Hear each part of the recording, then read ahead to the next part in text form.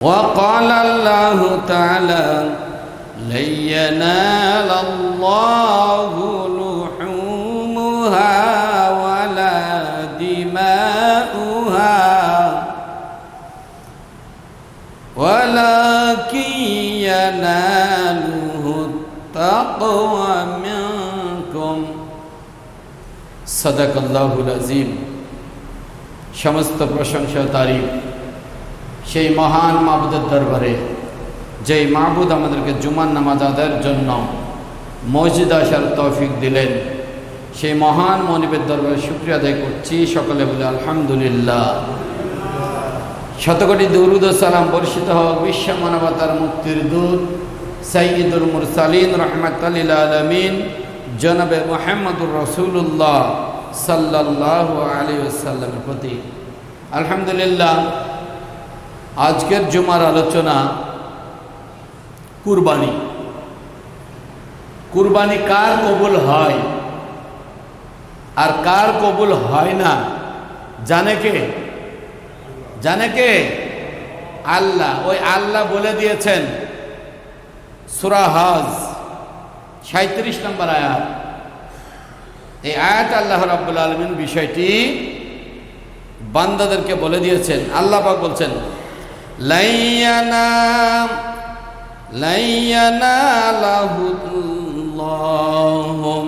লুহুমুহা ওয়ালা দিমাউহা ওয়ালাকিন ইয়ানালুহুত তাকওয়া মিনকুম।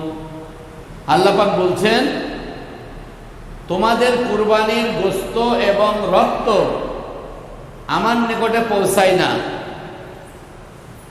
আমার নিকটে পৌঁছায় তোমাদের তাকওয়া। সুবহানাল্লাহ। আল্লাহ পাক বলছেন তাকওয়া পৌঁছায়। আমাদের সমাজে ধারণা এরকম, কুরবানি যদি অনেক বড় হয় তাহলে আমাদের কুরবানি আল্লাহ কবুল করবেন। অনেক বড়, অনেক টাকা দিয়ে আমরা কুরবানি দিলাম, এই পাড়ার ভিতর আমার সেরা কুরবানি, এরকম বলি কি বলিনি অনেকে? পাড়ার ভিতরে সেরা কুরবানি, সবচেয়ে বড় কুরবানি আমার। এইরকম যদি কেউ গর্ব করে, যেরকম গর্ব করত আইয়ামে জাহিলিয়াতের যুগের মানুষেরা, তারা দুইটা কাজ করত। সমাজে কুরবানি দেওয়ার প্রতিযোগিতা করত, কে কত বড় দিতে পারে। আল্লাহকে রাজি খুশি করার জন্য যদি কেউ প্রতিযোগিতা করে এটা জায়েজ আছে, কিন্তু সমাজে যদি প্রতিযোগিতা করে সবচেয়ে বড় কুরবানি এই মহল্লায় আমার, এটা যদি হয় তাহলে কি কুরবানি হবে? এখানে তাদের ব্যাপারে বলা হচ্ছে যারা মানুষকে দেখানোর জন্য তারা প্রতিযোগিতা করত যে আমার কুরবানি সবচেয়ে বড়, সবচেয়ে দামি। এই রকমের প্রতিযোগিতা আইয়ামে জাহিলিয়াতের যুগে লোকেরা করত। আর আল্লাহকে রাজি খুশি করার জন্য ভুল পথে তারা কুরবানি যেহেতু বড়, কুরবানির রক্ত অনেক, এই রক্তগুলো কাবা চত্বরে মাখাইত, কাবার দেওয়ালে তারা মাখাইত এবং আল্লাহকে বলতো যে আল্লাহ দেখেন আমি কত বড় কুরবানি দিয়েছি। এইভাবে তারা মানুষের কাছে গর্ব করত। এই গর্বর প্রতিবাদে, গর্বর এটা বন্ধের জন্য আল্লাহ রাব্বুল আলামিন এই আয়াতে কারিমা নাজিল করে আল্লাহ পাক বললেন যে তোমাদের কুরবানির গোশত এবং রক্ত আমার কাছে পৌঁছায় না, আমার কাছে পৌঁছায় তোমাদের তাকওয়া। এখন তাকওয়াটা কি জিনিস? কুরবানিতে তাকওয়া প্রয়োজন। এই তাকওয়া কি জিনিস? এটা আল্লাহ রাব্বুল আলামিন কুরবানি কার মতো করে দিতে হবে তাইলে কবুল হবে, তার 1 নম্বর আয়াত দিয়ে আল্লাহ পাক জানিয়ে দিলেন যে কুরবানির ভিতরে যার তাকওয়া রয়েছে তার কুরবানি কবুল হবে। আর কুরবানির ভিতরে তাকওয়া নাই, অর্থাৎ আল্লাহ ভীতি কুরবানির ভিতরে নাই, আল্লাহর সন্তুষ্টির জন্য কুরবানি দিতে হবে, এই তাকওয়া যাদের নাই, আল্লাহ রাব্বুল আলামিন বলছেন কুরবানি যত বড়ই হোক কুরবানি কবুল হবে না।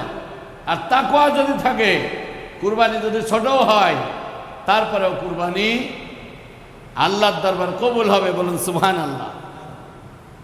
আল্লাহ এক্সাম্পল পেশ করেছেন কুরআনুল কারীমে, কার মতো করে কুরবানি দিতে হবে, কুরবানির ভেতরে তাকওয়া কি জিনিস। আল্লাহ রাব্বুল আলামিন সূরা সাফফাত 100 আয়াত থেকে শুরু করে 108 নম্বর 10 নম্বর আয়াতে আল্লাহ রাব্বুল আলামিন বিস্তারিত বর্ণনা করেছেন। আল্লাহ রাব্বুল আলামিন বলছেন, রব্বি হাবলি মিনাস সালিহিন। আল্লাহ পাক বলছেন হযরত ইব্রাহিম আলাইহিস সালামের দিকে খেয়াল করো। হযরত ইব্রাহিম আলাইহিস সালামের সন্তান ছিল না, 80-82 বছর বয়স, তারপরেও কোনো সন্তান হয়নি। হযরত ইব্রাহিম আলাইহিস সালাম আল্লাহর কাছে বললেন, রব্বি হাবলি মিনাস সালিহিন, আল্লাহ আমাকে একটা সুসন্তান আপনি দান করুন। বলেন সুবহানাল্লাহ। আল্লাহর কাছে সন্তান চাইতে হবে, সুসন্তান না কুসন্তান? সুসন্তান চাইতে হবে। সুসন্তান যদি একতে হয়, ওই এক সন্তানের কারণে আপনার জান্নাত নসিব হয়ে যাবে। বলুন সুবহানাল্লাহ। আর কুসন্তান যদি একাধিক হয়, কোনো লাভ নাই, ওই সন্তানের কারণে আপনাকে আমি জাহান্নামে যেতে হবে। এই জন্য সন্তান হতে হবে সুসন্তান, নেককার সন্তান। আল্লাহ তৌফিক দান করুন, আমিন।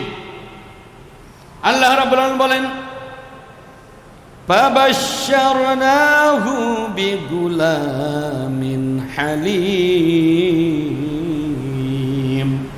আল্লাহ পাক বলছেন, আমি ইব্রাহিমকে একটা পুত্র সন্তান দান করলাম। আমি ইব্রাহিম আলাইহিস সালামকে একটা পুত্র সন্তানের আমি সুসংবাদ দিলাম। হযরত ইব্রাহিম আলাইহিস সালামের এই সন্তান হল ছোট্ট সন্তান। এই সন্তানের ইতিহাস আমরা অনেকেই জানি। সন্তান হওয়ার পরই হযরতে ইব্রাহিম আলাইহিস সালামের উপর আল্লাহর নোটিশ আসলো যে তোমার সন্তান এবং তোমার পরিবার অর্থাৎ তোমার স্ত্রীকে মরুভূমিতে রেখে আসতে হবে। হযরত ইব্রাহিম আলাইহিস সালাম আল্লাহকে জিজ্ঞেস করলেন, আল্লাহর কাছে জানতে চাইলেন, আল্লাহ আমার এই কলিজার টুকরা সন্তান এবং আমার স্ত্রীকে যে মরুভূমির ভিতরে রেখে আসতে হবে, তারা খাবে কি, তারা কিভাবে চলবে? আল্লাহ রাব্বুল আলামিন বললেন, তাওয়াক্কুল করো আল্লাহর উপরে, সন্তানকে রেখে আসো। সেই সন্তান এবং তোমার পরিবারের সমস্ত দায়িত্ব আমি আল্লাহ নিয়ে নিলাম। সুবহানাল্লাহ। সব কিছুতে, দুনিয়ার সব কিছুতে ভরসা করতে হবে কার উপরে? আল্লাহর উপরে ভরসা করতে হবে। আল্লাহর উপরে ভরসা যদি ভরসার মতো হয়, অবশ্যই আল্লাহ পাক আমাদেরকে সাহায্য করবেন। তা আমরা এই ঘটনার ভিতরে ঢুকলেই সেটা আমরা লক্ষ্য করব। হযরত ইব্রাহিম আলাইহিস সালাম তার কলিজার টুকরা সন্তানকে তিনি রেখে আসলেন। অল্প পানি, অল্প খাবার যেগুলো দিয়েছিলেন সেইগুলো শেষ হয়ে গেল। হযরত ইব্রাহিম আলাইহিস সালামের ছোট্ট কলিজার টুকরা সন্তান খাবারের জন্য কান্না করে, পানির জন্য কান্না করে, কিন্তু মরুভূমিতে কোনো বাড়ি নাই, কোনো মানুষ নাই, তাদেরকে খাবার দেওয়ার মতো সেই মরুভূমিতে কেউ ছিল না, সাহায্য করার জন্য কেউ ছিল না। আমাদের সমাজে যদি একজন বিপদে পড়ি, সঙ্গে সঙ্গে আমরা দৌড়িয়ে যাই, আমরা আগিয়ে যাই, কিন্তু হযরত ইব্রাহিম আলাইহিস সালামের সেই সন্তানকে সাহায্য করার মতো কেউ ছিল না। হযরত হাজেরা ইসমাইল আলাইহিস সালামের মা, উনি একেবারে কাবা চত্বরের নিকটেই ছিল, সন্তানও সেখানেই ছিল, যেখানে সাফা পাহাড় রয়েছে। এই সাফা পাহাড় থেকে দেখছে আর একটা দূরে মারোয়া পাহাড়, সেখানে পানির মতো কি যেন দেখা যায়, পানির মতো চকচক করছে। মরুভূমির ভেতরে বালুর ভিতরে যদি সূর্যের আলো পড়ে সেখানে বিকিরণ হয়, সূর্যের আলোকে ওই তাপ বালুর উপরে পড়ার কারণে মনে হয় যে এখানে মনে হয় পানি আছে। কিন্তু হযরতে হাজেরা দৌড় দিয়ে পানির সন্ধানের জন্য যখন মারো পাহাড়ে গেল, মারো পাহাড়ে যায় দেখলো এখানে কোনো পানি নাই, এখানে শুধু বালু আর বালু। সেখান থেকে যখন আবার পেছনের দিকে তাকাচ্ছে, দেখছে যেই জায়গা থেকে আমি দৌড়িয়েছিলাম সেই জায়গাতেই দেখছি পানি। হযরতে হাজেরা সেখান থেকে মারোয়া পাহাড় থেকে আবার দৌড় দিয়ে আবার সাফা পাহাড়ে গেলেন। সাফা পাহাড়ে গিয়েও একই দৃশ্য দেখলেন, সেখানেও কোনো পানি নাই। এইভাবে যখন সাফা পাহাড়ে আসে মারোয়া পাহাড়ে পানি দেখতে পাই, মারোয়া পাহাড়ে যখন যাই সাফা পাহাড়ে তখন পানি দেখতে পাই। এইভাবে 7 বার দৌড়াদৌড়ি করছেন। এমন সময় ছোট্ট বাচ্চার চিৎকার থেমে গেল। হযরতে হাজেরা দৌড় দিয়ে বাচ্চার নিকট আসলো। বাচ্চার নিকটে এসে দেখলো হযরত ইসমাইল আলাইহিস সালামের পায়ের গড় দিয়ে, পায়ের নিকট দিয়ে ফুয়ারা দিয়ে পানি উঠছে, টলটলা পরিষ্কার পানি। চিৎকার দিয়ে বলুন সুবহানাল্লাহ। পানি ফুয়ারা অটোমেটিক সেখান থেকে বের হচ্ছে। এই সাহায্য কার? জোরে বলতে হবে সাহায্য কার? আল্লাহর সাহায্য। হযরতে হাজেরা সেখানে গেলেন এবং চারিধারে বালি দিয়ে এটাকে ঘিরে দিলেন। আরবিতে বলা হয় জমজম, থেমে যাও থেমে যাও। সুবহানাল্লাহ বলবেন না? জমজম, থেমে যাও থেমে যাও। এইভাবে বালি দিয়ে ঘিরে দিলেন। আজ থেকে হাজার হাজার বছর আগে এদিকে রসুলের 1500 আর ওইদিকে 4000, 5500 বছর আগের আল্লাহর যে নিদর্শন, এই জমজম কূপের সৃষ্টি হলো সেখানে। এই জমজম কূপ আজকেও সেই 5500 বছর আগে পানি যেমনটি ছিল, 5500 বছর আগে যে স্তরে পানি ছিল সেই স্তরে পানি রয়েছে। সারা মাস সারা বছর হাজার হাজার ব্যারেল, টন টন পানি সেখান থেকে উঠছে। সেই কুয়া থেকে, সেই জমজম কূপের পানি একটু কমেও না বাড়েও না। চিৎকার দিয়ে বলেন সুবহানাল্লাহ। সাহায্য আল্লাহ। পানি যখন সেখানে যখন দেখা গেল, তখন মরুভূমির ভিতর দিয়ে মানুষ যায়, দেখে যে এই জায়গায় পানি, তখন মানুষেরা আসে, সেখানে পানি পান করে, সেখানে তারা বিশ্রাম করে, সেখানে তারা অপেক্ষা করে। এইভাবে মানুষ আসা শুরু হলো। এখানে যেহেতু পানি, এখানে ঘর বাড়ি তৈরি হওয়া শুরু হলো। এইভাবে মক্কার কাবার চত্বরের চারিধারে বস্তি গড়ে উঠল। হযরত ইব্রাহিম আলাইহিস সালামকে বলেছিলেন রেখে আসো মরুভূমিতে, এর দায়িত্ব আমি আল্লাহ নিলাম। আল্লাহ রাব্বুল আলামিন যেই লোকালয় থেকে হযরত ইসমাইল আলাইহিস সালামকে এই মরুভূমির ভিতরে রেখে গিয়েছিলেন, আবার আল্লাহর রহমত, আল্লাহর সাহায্যে আবার কাবা চত্বরে লোকালয় গড়ে উঠল। সুবহানাল্লাহ। ভরসা করতে হবে আল্লাহর উপরে, তাহলেই কেবলমাত্র আল্লাহর সাহায্য আমাদের নিকট আসবে। ভরসা যদি দো ভরসা হয়, হবে কি হবে না, সাহায্য পাবো কি পাবো না, এমনটি যদি হয় তাহলে কখনো সাহায্য আসবে না। 100%-এর 1% যদি কম থাকে ইমানের, তারপরেও কিন্তু সাহায্য আসবে না। 100% ভরসা আল্লাহর উপরে থাকতে হবে। তাইলে হযরত ইসমাইল আলাইহিস সালাম, ইব্রাহিম আলাইহিস সালাম, হযরত হাজেরাকে যেইভাবে আল্লাহ পাক সাহায্য করেছিলেন, সেই সাহায্য আমাদের জন্য আসবে। চিৎকার দিয়ে বলুন সুবহানাল্লাহ। সেই জমজম কূপের পানি, জমজম কূপের পানি মৌলবীদেরকে পছন্দ হয় না, মৌলবীদের আদর্শ পছন্দ হয় না, নবীর আদর্শ পছন্দ হয় না, কিন্তু সারা পৃথিবীর যত বিজ্ঞানী, সারা পৃথিবীর যত গবেষক, তারা মুসলমানদের অন্য কিছু নয়, শুধুমাত্র পানি নিয়ে গবেষণা করে এই জমজম কূপের পানি নিয়ে গবেষণা করে গোটা পৃথিবীর বিজ্ঞানীরা বলেছেন পৃথিবীতে একমাত্র সবচাইতে শ্রেষ্ঠ পানি, সবচাইতে পিওর ক্যালোরিযুক্ত পানি সেটা হলো জমজম কূপের পানি, যেটা খেলে ক্ষুধাও মিটে, যেটা খেলে ওষুধ মহা ঔষধের কাজ করে। সুবহানাল্লাহ। আমরা তো সেই ধর্মের মানুষ। আমাদের ধর্ম খালি কাগজে লেখা নাই, ইসলাম ধর্মের কথা খালি কাগজে লেখা নাই, বাস্তবে রয়েছে, বাস্তবে রয়েছে।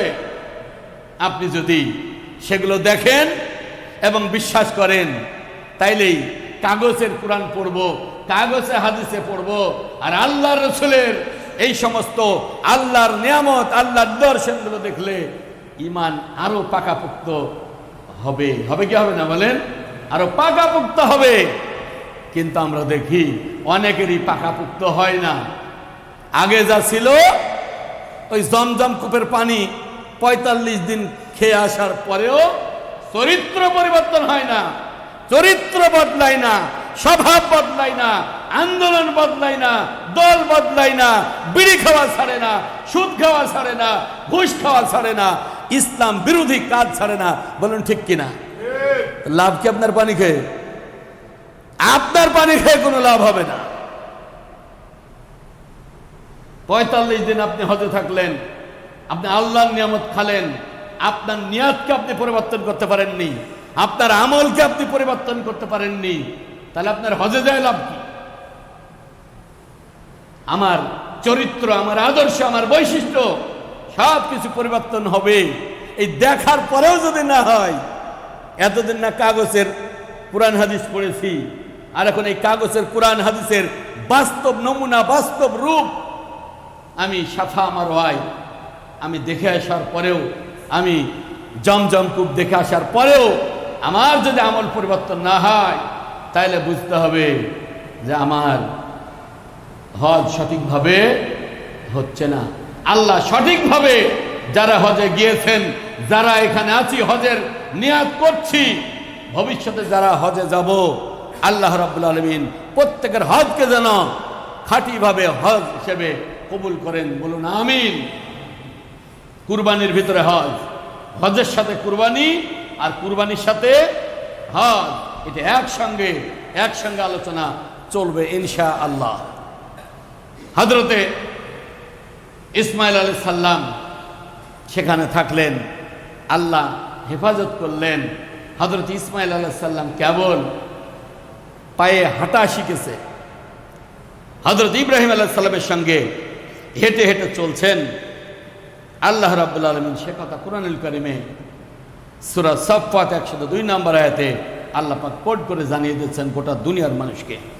আল্লাহ রাব্বুল আলামিন বলেন, ফালাম্মা বালাগা মাআহুস সা'য়া ক্বালা ইয়া বুনাইয়া ইন্নী আরা ফিল মানাম আন্নী আযবাহুকা ফানজুর মাযা তারা ক্বালা ইয়া আবাতি ফাআল মা তু'মার।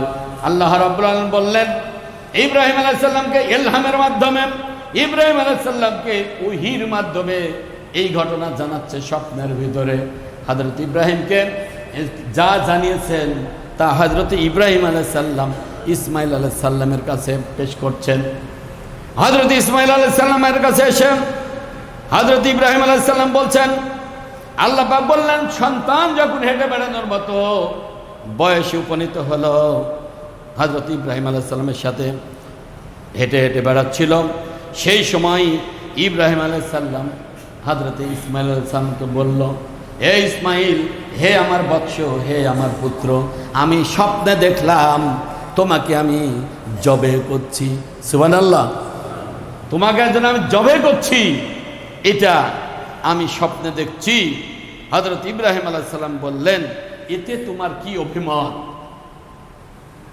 এই কথা দিয়ে আল্লাহ পাক যা বুঝাইলেন, হযরত ইব্রাহিম আলাইহিস সালামকে, সন্তানকে যা বুঝাইতে চাইলেন তা হচ্ছে, আমাকে আল্লাহ ওহীর মাধ্যমে, আমাকে স্বপ্নের মাধ্যমে আমাকে দেখাচ্ছে আমি যেন আমার প্রিয় বস্তু আমার সন্তানকে যেন আমি আল্লাহর রাহে আমি যেন জবাই করে দিই। সুবহানাল্লাহ। আমার প্রিয় সন্তান 82 বছর বয়সে সন্তান হয়েছে। এই সন্তান কি আদর কমের হবে না বেশির হবে বলেন? 8টা 10টা সন্তান, কারো প্রতি ভালোবাসা বেশি, কারো প্রতি একটু কম হতেই পারে, কিন্তু 80 বছর বয়সে লালিত লালিয়ে লালিয়ে সন্তান। আমাদের যদি 80 বছর কেন 8 বছর যদি সন্তান না হয়, এমন কোন কবিরাজ, এমন কোন মুশরিকের কাছে আমরা যাইতে আমরা বাদ রাখি না, এমন কোন মাজারে যাইতে আমরা বাদ রাখি না। পীর যদি বলে যা বলে সেটাই শোনে, হারাম পথে যদি যেতে বলে, শিরকের পথে যদি যেতে বলে, তাও আমরা যাই একজন সন্তানের জন্য।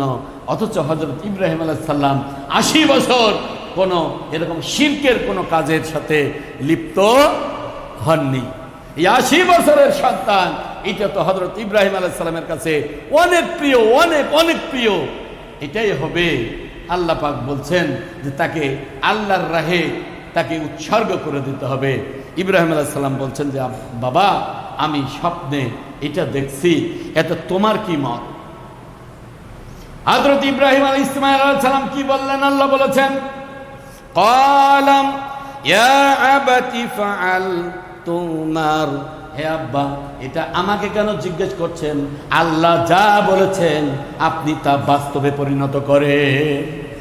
সুবহানাল্লাহ বলেন, বাস্তবে পরিণত করে। আল্লাহ যা বলেছেন তা বাস্তবে পরিণত করেন। সাতাজিদুনি ইনশাআল্লাহু মিনাস সাবিরিন। আমাকে ধৈর্যশীলদের মধ্যে আপনি পাবেন। অর্থাৎ আমি বলবো না আল্লাহ অর্ডার করেছেন আর আমি বলবো যে না আমাকে জবাই করেন না, আমি এই কথা কখনো বলবো না।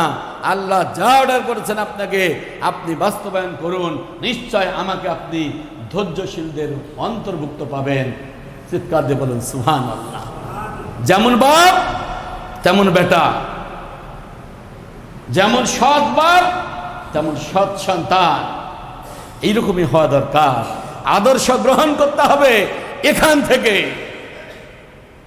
আগডুম বাগডুম ঘোড়াডুম সাজে এইসব ঘোড়ার ডিম বাদ দিতে হবে, এইসব আদর্শ বাদ দিতে হবে, আদর্শ গ্রহণ করতে হবে।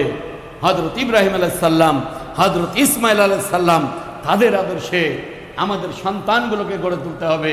তাইলে এক একজন জান্নাতি সন্তান তৈরি হবে। বলেন ঠিক কিনা?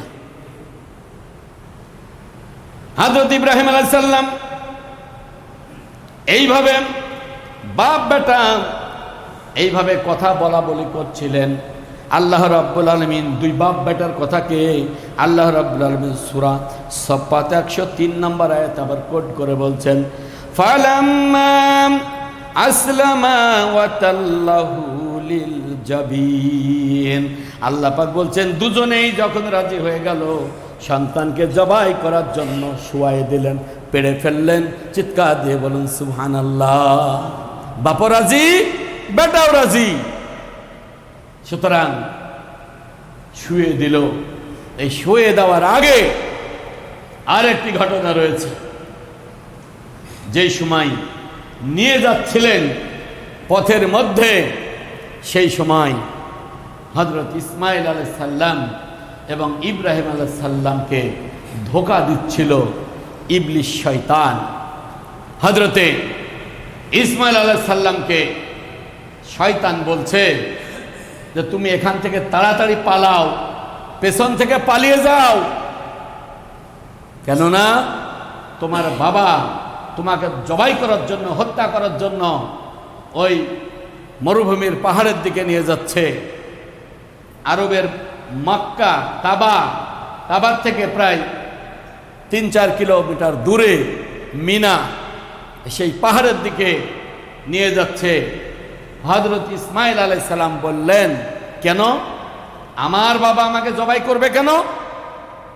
ইবলিস শয়তান বললেন, তোমার বাবা তোমাকে জবাই করার জন্য তোমার বাবাকে আল্লাহ নির্দেশ দিয়েছেন, আল্লাহর নির্দেশ পালন করার জন্য তোমার বাবা তোমাকে নিয়ে যাচ্ছে, তোমাকে জবাই করবে। আল্লাহর গোলামেরা, হযরত ইসমাঈল আলাইহিস সালাম বললেন, আল্লাহ যদি আমার বাপকে, আমার পিতাকে যদি নির্দেশ দিয়ে থাকেন, তাহলে আমার পিতা আমাকে জবাই করবে। এতে আল্লাহ যদি আমার জবাইয়ের মাধ্যমে যদি আল্লাহ খুশি হয়, তাইলে তাতে আমাদের কোনো বাধা নাই। তোমার কেন এত বাধা?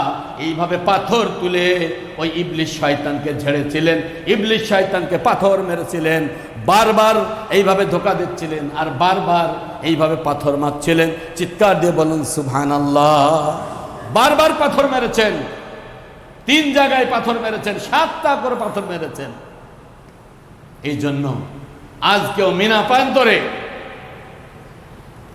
জামারা নামক স্থানে হযরত ইসমাঈল আলাইহিস সালাম যে পাথর মেরেছিলেন, যে জায়গায়, সেই জায়গায় 3টা বড় বড় খাম্বার মতো করা আছে।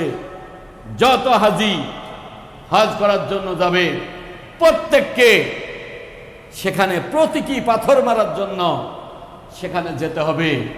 সেখানে বিসমিল্লাহি আল্লাহু আকবার বলে ওই শয়তানের যে প্রতীক ওই খাম্বার মতো রয়েছে, সেই খাম্বাতে পাথর মারতে হবে। সেই খাম্বাতে পাথর মারা এটি ওয়াজিব, হজের ওয়াজিব।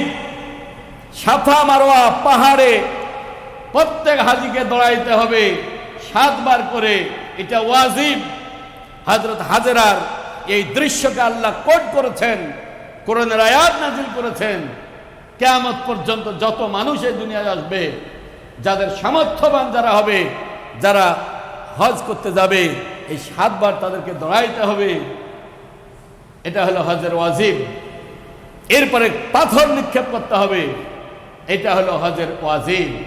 আসুন সেখানে আমরা পাথর নিক্ষেপ করি। যারা হজ করতে যায় তারা পাথর নিক্ষেপ করে। আমি বলি, এই যে পাথর নিক্ষেপ করছেন, পাথর নিক্ষেপ দিয়ে আল্লাহ কি শিখাচ্ছেন? ইসলাম আমাকে কি শিক্ষা দিচ্ছেন? আমি পাথর মেরে আমি জানিয়ে দিচ্ছি যে তুই ইবলিস শয়তান, তুই ইসমাঈল আলাইহিস সালামকে আল্লাহর দ্বীন, আল্লাহর ইবাদত, আল্লাহর হুকুম বাস্তবায়নে তুই বাধা দিয়েছিলি। তাই জন্যে তোকে আমরা পাথর মারছি। 3 জায়গায় 7টা করে 21টা পাথর মারতে হয়। এই পাথর মেরে আমি এই শিক্ষাই নিলাম যে শয়তান ইসমাঈল আলাইহিস সালামকে বাধা দিয়েছিল আল্লাহর হুকুম এটা বাস্তবায়ন করার জন্য।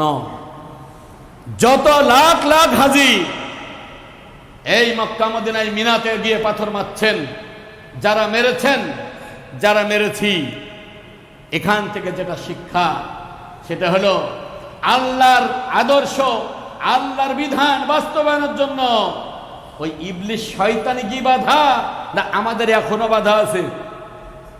আছে না নাই? আল্লাহর হুকুমকে বাস্তবায়ন, আল্লাহর হুকুম জমিনে প্রতিষ্ঠা হবে। আল্লাহর হুকুম দিয়ে গোটা দুনিয়ার মানুষ চলবে, দেশের মানুষ চলবে। এটা বাস্তবায়ন করতে যারা বাধা দেয় তারা কি শয়তান না? কি কথা বলেন আমার সাথে? শয়তান না? তারাও শয়তান।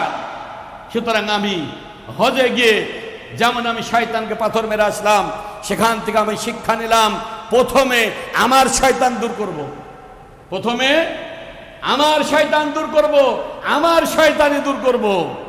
নামাজও পড়ি, সুদ ঘুষও খাই, নামাজও পড়ি, ইসলাম বিরোধী কাজও করি, কোরআনও মানি আবার ইসলাম বিরোধিতাও করি, ইসলামও মানি আবার আমি ইসলাম বিরোধী করি।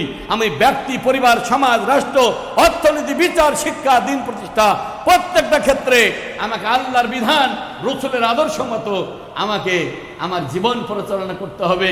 কিন্তু তা না করে আমরা অনেক হাজী সাহেবকে দেখেছি, ও হজ করে আসার পরেও তার চরিত্র পরিবর্তন হয় না, তার আমল পরিবর্তন হয় না। মানুষের তৈরি করা মতবাদের দল করে ওটা হজ করে আসো, ওই একই চরিত্র, একই দলের অন্তর্ভুক্ত, একইভাবে সে ওই দলের ভিতরে রয়েছে। সুতরাং আপনার হজ কতটুকু হয়েছে এটা কোরআন, সুন্নাহ এবং ইব্রাহিম আলাইহিস সালামের এই আদর্শকে জিজ্ঞেস করতে হবে। তার জবাব আমরা পেয়ে যাব।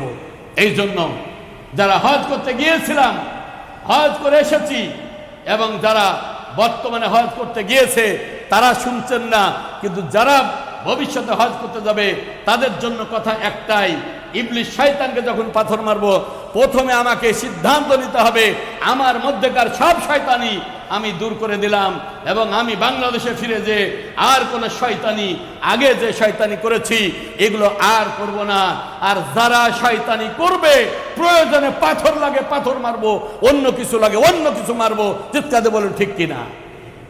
তাইলে আপনার হজ হবে, তাইলে আপনার হজ কবুল হবে, ওই পাথর মারাটা ঠিক হবে। আল্লাহ রাসূলকে জিজ্ঞেস করছেন, ইয়া রাসূলুল্লাহ, লাখ লাখ হাজি যে পাথর মারে, সকালে গেলে এটা আর দেখা যায় না, পাথরগুলো যায় কোথায়? আল্লাহ রাসূল বলছেন, যাদের হজ কবুল হয় তাদের পাথরগুলো আল্লাহর রহমতের ফেরেশতারা সেখান থেকে ধরে অন্য জায়গায় তারা নিয়ে চলে যায়। সুবহানাল্লাহ বলবেন না? যাদের হজ কবুল হয়।